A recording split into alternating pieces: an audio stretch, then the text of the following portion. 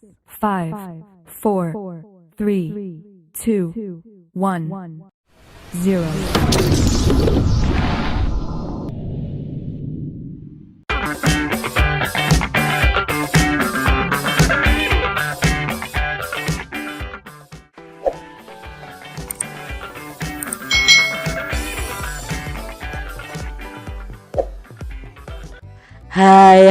Hai.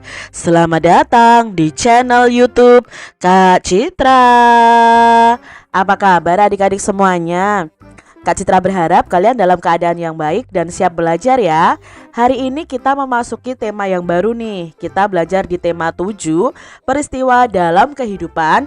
Subtema 1, peristiwa kebangsaan masa penjajahan pembelajaran yang pertama.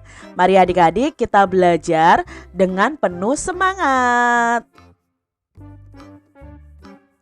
Banyak peristiwa dalam kehidupan.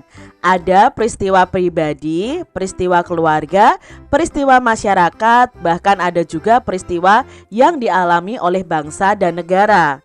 Peristiwa itu dapat dibedakan menjadi dua macam adik-adik. Pertama, peristiwa yang menyenangkan, yaitu peristiwa yang membuat kita senang. Kedua, peristiwa yang tidak menyenangkan atau peristiwa yang membuat kita sedih. Amati gambar-gambar berikut ini adik-adik. Kita akan memberikan tanda centang pada peristiwa yang menyenangkan dan tanda silang untuk peristiwa yang tidak menyenangkan. Yang pertama ada menang lomba, otomatis ini peristiwa yang menyenangkan. Sakit itu peristiwa yang tidak menyenangkan. Jatuh dari sepeda juga peristiwa yang tidak menyenangkan. Merayakan ulang tahun ini peristiwa yang menyenangkan. Rumah kebanjiran otomatis ini peristiwa tidak menyenangkan. Tamasya ke kebun binatang ini adalah peristiwa yang menyenangkan. Adik-adik coba amati gambar berikut ini. Gambar apakah ini? Ya, ini adalah gambar cengkeh adik-adik. Nah, rempah-rempah begitu melimpah di bumi Indonesia. Melimpahnya rempah-rempah dapat meningkatkan kesejahteraan masyarakat Indonesia.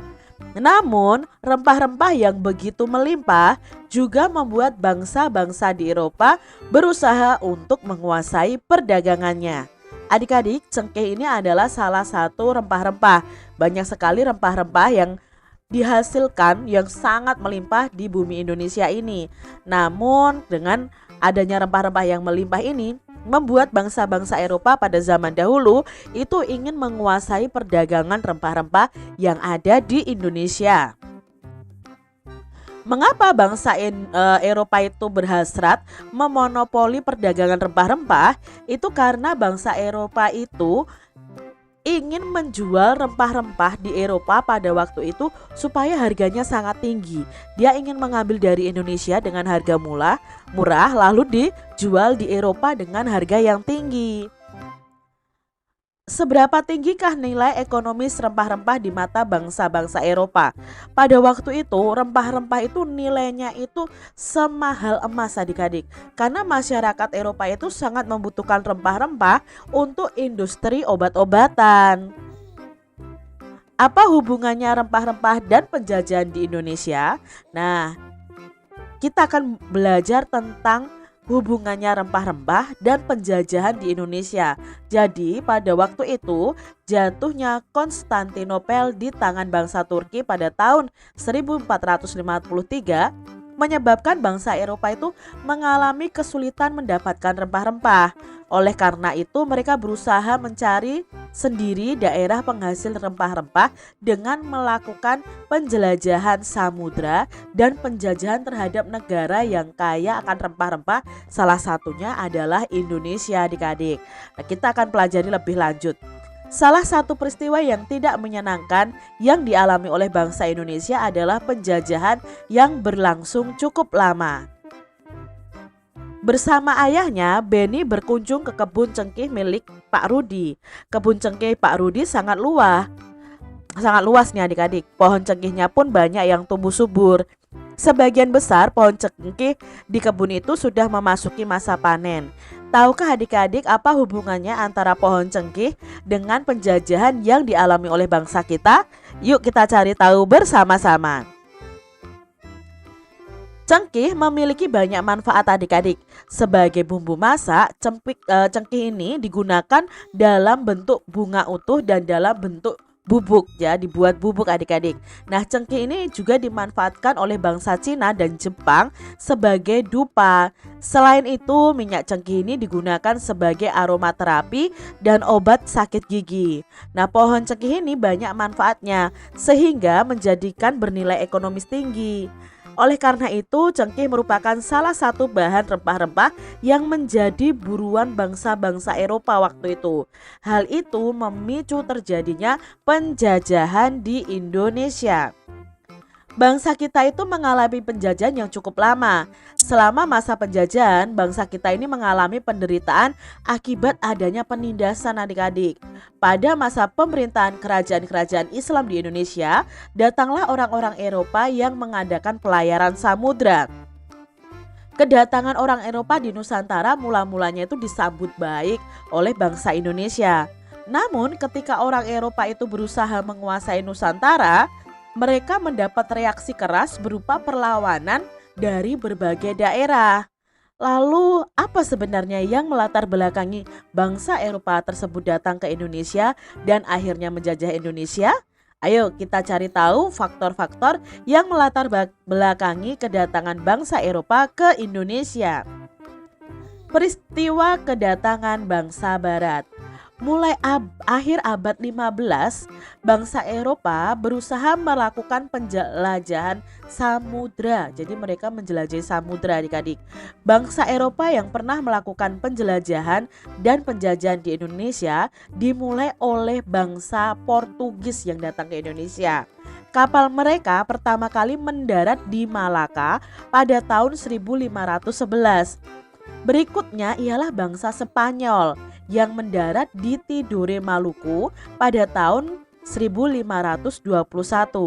Kemudian disusul oleh bangsa Inggris dan Belanda. Kapal-kapal Belanda pertama kali mendarat di Pelabuhan Banten pada tahun 1596. Lalu faktor-faktor pendorong penjelajahan samudra ini apa saja? Yuk kita cari tahu. Nah, faktornya yang pertama adalah adanya keinginan mencari kekayaan atau gold. Gold itu kan artinya emas adik-adik. Itu melambangkan kekayaan. Nah, kekayaan yang mereka cari itu terutama adalah rempah-rempah. Karena rempah-rempah tadi dianggap sangat bermanfaat sekali untuk mereka adik-adik. Sekitar abad ke-15 di Eropa, harga rempah-rempah itu sangat mahal. Harga rempah-rempah itu semahal emas atau gold. Makanya dianggap rempah-rempah itu seperti emas ya adik-adik. Mereka sangat membutuhkan rempah-rempah untuk industri obat-obatan dan bumbu masak. Itu faktor yang pertama. Lalu faktor yang kedua, adanya keinginan menyebarkan agama atau gospel ya. Nah, selain mencari kekayaan dan tanah jajahan, bangsa Eropa ini juga membawa misi khusus. Misi khusus tersebut adalah menyebarkan agama kepada penduduk daerah yang dikuasainya. Tugas mereka ini dianggap sebagai tugas suci yang harus dilaksanakan ke seluruh dunia dan dipelopori oleh bangsa Portugis. Jadi tadi sudah gold, sekarang gospel, dan yang ketiga itu glory, adanya keinginan untuk mencari kejayaan. Nah, di Eropa ada suatu anggapan bahwa apabila suatu negara mempunyai banyak tanah jajahan, negara tersebut dianggap negara yang jaya atau negara yang glory adik-adik.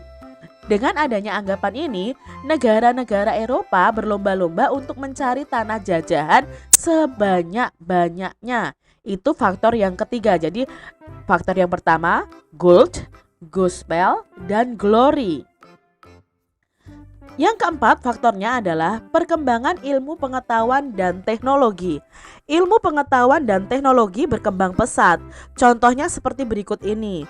Dikembangkannya teknik pembuatan kapal yang dapat digunakan untuk mengarungi samudra yang sangat luas.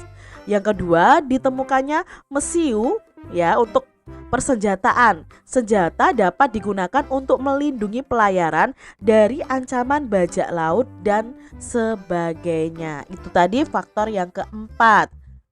Nah, Ditemukannya kompas. Nah, sekarang kompas ini digunakan sebagai petunjuk arah sehingga para penjelajah tidak lagi bergantung pada kebiasaan alam. Untuk menentukan arah, biasanya mereka akan berpedoman pada bintang, sehingga jika angkasa tertutup awan, mereka tidak dapat meneruskan pelayarannya. Dengan kompas, mereka bebas berlayar ke arah manapun tanpa gangguan baik siang maupun malam. Itu tadi faktor teknologi adik-adik yang mereka temukan. Adik-adik, di sini kita akan menjawab pertanyaan dari diagram ini tentang kedatangan bangsa barat. Yang pertama, siapa yang dimaksud dengan bangsa barat? Nah, yang dimaksud dengan bangsa barat adalah bangsa yang berasal dari benua Eropa. Yang kedua, apa faktor yang melatar belakangi bangsa barat ini melakukan penjajahan di Indonesia?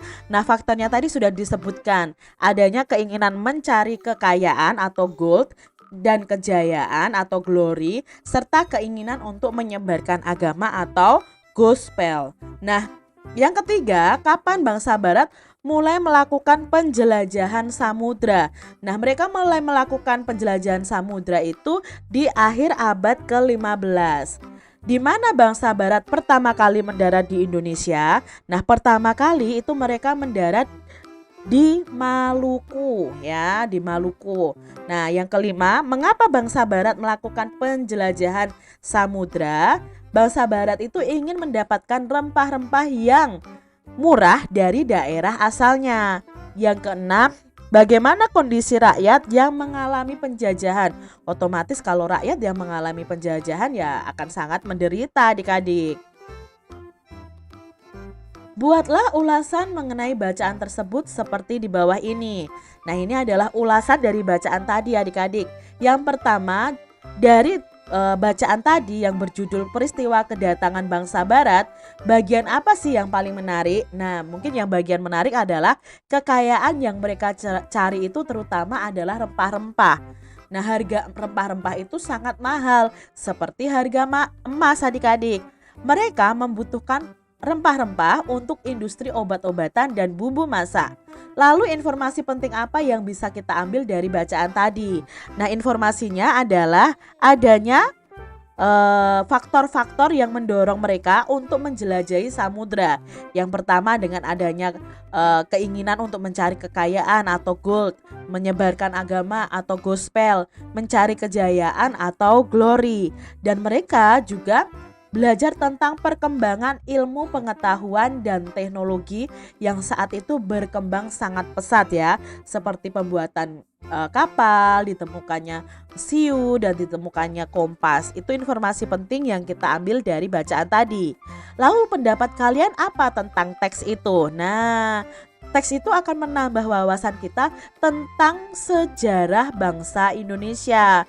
Apa yang ingin kalian sarankan nih dari teks itu? Nah, mencari informasi yang sangat penting, yang sangat bermanfaat dari bacaan itu, dan mencari lebih dalam lagi mungkin dari sumber-sumber yang lain. Carilah informasi mengenai kedatangan tiap-tiap bangsa Eropa ke Indonesia. Di sini Kak Citra punya tabel tentang kedatangan bangsa Eropa ke Indonesia. Contohnya di sini ada kedatangan bangsa Portugis di Indonesia. Tahun kedatangannya tahun 1511. Tempat daerahnya di Ternate, Maluku Utara. Tujuannya apa? Mencari keuntungan yang besar dari hasil rempah-rempah. Lalu kedatangan bangsa Spanyol di Indonesia itu pada tahun 1521. Tempat atau daerah pertama yang dikunjungi adalah di Maluku, yaitu di Tidore. Tujuannya adalah untuk mencari kekayaan dengan berdagang rempah-rempah. Sedangkan untuk bangsa Belanda, mereka itu datang pada tahun 1526. Tempat atau daerah yang pertama kali mereka kunjungi adalah Banten, dan tujuannya mereka adalah menguasai jalur perdagangan rempah-rempah di Nusantara atau Indonesia. Berikutnya, peristiwa penting apa yang terjadi setelah kedatangan Portugis? Nah, yang terjadi itu adalah malah peperangan antara Portugis dan Sultan Baabullah yang membuat Portugis ini terusir dari Maluku. Reaksi masyarakatnya bagaimana? Rakyat itu melakukan perlawanan adik-adik untuk mengusir bangsa Portugis yang menjajah mereka. Lalu peristiwa penting apa yang terjadi pada kedatangan bangsa Spanyol? Nah, kedatangan bangsa Spanyol ini ditentang oleh Portugis yang datang lebih awal, sehingga mereka malah terjadi pertempuran antara Spanyol dan Portugis. Nah, reaksi rakyatnya apa pada waktu itu? Malah rakyat Tidore itu membantu Spanyol dan rakyat Ternate membantu Portugis. Nanti kita akan pelajari lebih lanjut adik-adik di subtema ini. Lalu kedatangan bangsa Belanda. Peristiwa pentingnya apa? Belanda memaksa warga Banten untuk menyediakan rempah-rempah dalam jumlah yang banyak. Reaksi masyarakatnya apa? Ya, rakyat menolak permintaan Belanda karena harganya yang tidak sesuai adik-adik. Belanda ingin harganya yang murah, tapi mereka bisa menjual dengan harga yang mahal. Nah, dari ketiga bangsa ini, yang paling lama nanti menjajah Indonesia adalah bangsa Belanda. Itu 3,5 abad atau 350 tahun adik-adik. Bayangkan saja ya, sangat lama sekali ya. Nah, salah satu latar belakang kedatangan bangsa-bangsa Eropa ke Indonesia adalah semboyannya 3G atau 3G ya, bukan 3G sinyal ya adik-adik, tapi di sini singkatan dari gold, gospel, dan glory. Nah, gold tadi adalah keinginan mencari kekayaan, gospel tadi keinginan menyebarkan agama, glory itu adanya keinginan mencari kejayaan. Itu arti dari masing-masing semboyan bangsa Eropa yang datang ke Indonesia. Tuliskan pendapatmu mengenai semboyan 3G tadi. Nah, semboyan tadi sebenarnya kan bagi mereka itu menguntungkan, tapi bagi kita itu bangsa Indonesia waktu itu menyengsarakan adik-adik. Jadi Kak Citra tidak setuju dengan semboyan tersebut, karena akibat ketiga semboyan tersebut Indonesia ini semakin miskin karena kekayaannya diambil oleh bangsa-bangsa Eropa. Yang kedua, kekuasaan bangsa Eropa semakin menjadi-jadi di Indonesia, menyebabkan Indonesia makin terpuruk. Jadi rakyat jadi sengsara dan bangsa Indonesia makin tertindas. Seandainya aku menjadi rakyat Indonesia pada masa itu, apakah kalian akan menerima atau menolak? Kalau Kak Citra pasti menolak pada waktu itu ya, kedatangan bangsa-bangsa Eropa di Indonesia. Penjajah itu membantu atau menyengsarakan kehidupan rakyat Indonesia? Ya, menyengsarakan ya adik-adik ya. Nah, sikap para penjajah awalnya bagaimana? Awalnya baik, namun pada akhirnya kelihatan juga sifat aslinya, yaitu menindas dan kejam. Itulah penjajah di Indonesia adik-adik yang datang ke Indonesia menjajah Indonesia. Nah, kita kembali ke cengkeh tadi adik-adik. Cengkeh merupakan salah satu jenis rempah-rempah yang banyak manfaatnya. Harganya pun cukup tinggi sehingga sampai kini masih banyak masyarakat yang membudidayakannya. Untuk dapat mengambil manfaat cengkeh secara maksimal setelah dipetik, cengkeh kemudian dikeringkan adik-adik. Jadi kan ini cengkeh yang masih basah ya, lalu dikeringkan akan seperti ini dengan cara dijemur. Nah, selama proses penjemuran terjadi perubahan warna pada cengkeh adik-adik. Dari yang semulanya kuning dan merah menjadi hitam dan coklat seperti ini. Pada proses pengeringan cengkeh terjadi perubahan benda yang disebabkan oleh kalor atau panas. Dari proses tersebut kita ketahui pengaruh kalor atau energi panas dalam hal ini adalah sinar matahari pada benda tersebut. Nah, benda yang awalnya basah dan warnanya seperti ini jadi kering dan warnanya juga berubah. Pernahkah adik-adik mengamati benda-benda di sekitar kalian? Benda-benda yang ada di sekitar kita itu memiliki sifat dan wujud yang berbeda-beda. Masih ingatkah adik-adik wujud benda itu ada berapa? Tahukah adik-adik cara membedakannya? Salah satu cara membedakan wujud benda adalah dengan mengetahui sifat setiap benda itu. Ingat ya, benda di sekitar kita itu ada 3 wujudnya, padat, cair, dan gas. Sifat-sifat benda. Benda yang ada di sekitar kita digolongkan menjadi 3, yaitu benda padat, cair, dan gas. Ketiganya ini memiliki sifat yang berbeda. Mengapa kita perlu mengetahui sifat-sifat benda? Salah satu manfaat mengetahui sifat benda ialah kita akan tahu cara memperlakukan benda-benda yang ada di sekitar kita. Jadi ada benda padat, benda cair, dan benda gas nih adik-adik. Kita pelajari satu persatu. Ini adalah contoh-contoh dari benda padat. Salah satu wujud benda adalah padat. Kamu pasti memiliki banyak benda di sekitar kalian yang berbentuk padat. Kamu dapat memegangnya, dapat memindahkannya tanpa mengubah bentuk aslinya. Benda padat yang ada di sekitarmu dapat diubah dengan beberapa perlakuan, seperti diberi panas, diberi tekanan tinggi, atau diberi perlakuan fisik seperti menggunting, menekan, melipat, atau menyobeknya. Jadi adik-adik, benda padat ini sifatnya itu kalau berpindah tempat, dia tidak akan berubah bentuknya kecuali kalau kita memberikan perlakuan khusus. Misalnya diberi tekanan yang tinggi, lalu diberi panas, dan diberi perlakuan yang fisik seperti digunting, dibanting, menekannya, melipatnya, atau menyobeknya. Itu akan mengubah bentuknya adik-adik. Itu pada benda padat. Lalu berikutnya ada benda-benda cair nih ya, banyak sekali benda cair di sekitar kita. Wujud berikutnya adalah benda cair. Nah, benda cair dapat ditemui dengan mudah di sekitar kita. Air merupakan zat penting dalam kehidupan makhluk hidup yang berwujud cair. Benda cair yang ada di rumahmu biasanya berada dalam sebuah wadah seperti bak kamar mandi, baskom, gelas, dan ketel air. Perhatikanlah bahwa ketika benda cair itu dipindahkan, ia akan berubah mengikuti bentuk wadahnya adik-adik.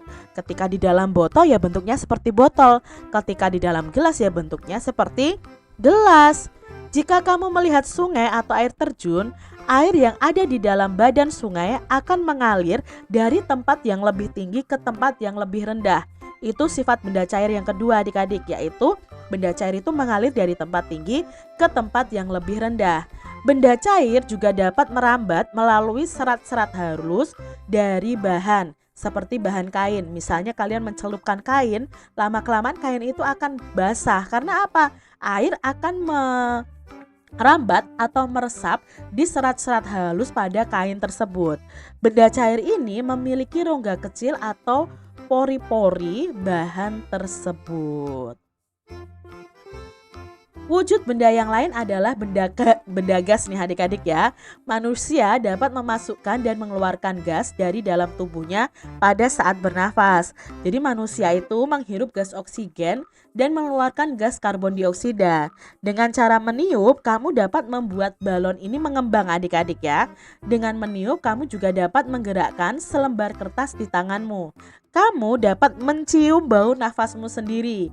Kamu pun dapat mencium bau-bau lainnya yang berupa gas. Dengan memahami sifat gas, manusia itu menciptakan parfum atau minyak wangi untuk menyebarkan bau dari gas yang dikeluarkan dari wadah parfum tersebut. Namun, apakah kamu dapat melihat wujud gas dengan mata telanjang? Tidak bisa ya adik-adik ya. Lalu dapatkah kita mengubah bentuknya? Nah, benda gas ini bisa berubah bentuknya sesuai dengan wadahnya seperti benda cair tadi. Adik-adik, coba lakukan percobaan di sini, nanti ada 3 percobaan untuk membuktikan tentang wujud benda. Ini alat dan bahan yang pertama percobaannya. 2 buah pensil, penghapus pensil, peraut pensil, dan buku catatan. Nah, ambil pensil yang masih utuh, perhatikan bentuknya dan gambarlah. Dengan menggunakan penyerut pensil, rautlah bagian ujung pensilnya hingga dapat digunakan untuk menulis. Perhatikanlah dan gambarlah dan bandingkan gambar ini dengan gambar pensil yang utuh tadi. Ambil penghapus pensil, amati bentuknya dan gambarlah. Gosokkan penghapus tersebut ke permukaan meja yang rata dan halus selama beberapa saat. Amati bentuknya terutama pada bagian yang digosok tadi. Kalian bisa menggambarkan dan membandingkan dengan gambar sebelumnya. Pertanyaannya, apakah ujung pensil berubah bentuk setelah diraut? Ya, pensil diraut maka bentuk ujungnya akan berubah menjadi lancip adik-adik. Apakah ujung karet penghapus pensil itu berubah bentuk setelah digosokkan? Ya, tentunya akan berubah bentuk adik-adik setelah dipakai ya. Mungkin awalnya berbentuk seperti balok begitu, setelah dipakai kan otomatis akan berkurang itu adik-adik ya. Jadi bentuknya juga akan berubah. Apakah kesimpulanmu? Nah, kesimpulannya bentuk benda padat itu dapat diubah. Bukan ini ya adik-adik ya. Bisa yang perlu kalian ketahui, benda padat itu kalau dipindahkan ke tempat lain memang tidak bisa berubah bentuk. Tapi benda padat itu dapat diubah jika mendapatkan perlakuan tertentu. Misalnya ditumbuk, ya ini bukan ditumbik ya, ditumbuk, dipotong, digosok. Itu akan mengalami perubahan. Dibanting misalnya. Gelas yang awalnya utuh ketika kita banting, pecah kan? Nah, itu terjadi perubahan bentuk. Percobaan kedua yang kalian akan lakukan adalah gelas yang diisi air 3/4 tinggi gelasnya, wadah lain yang transparan, nampan atau kayu. Letakkan gelas yang berisi air pada permukaan yang rata. Amati dan gambarlah, lalu letakkan gelas tersebut di atas nampan atau papan kayu. Perlahan miringkan nampan atau papan kayu tersebut dan jagalah jangan sampai isi gelasnya tumpah. Perhatikan apa yang terjadi. Setelah itu pindahkan air yang dari gelas tadi ke dalam wadah yang lain dan perhatikan apa yang terjadi, lalu gambarlah. Tuangkan air tersebut ke tanah. Perhatikan apa yang terjadi juga.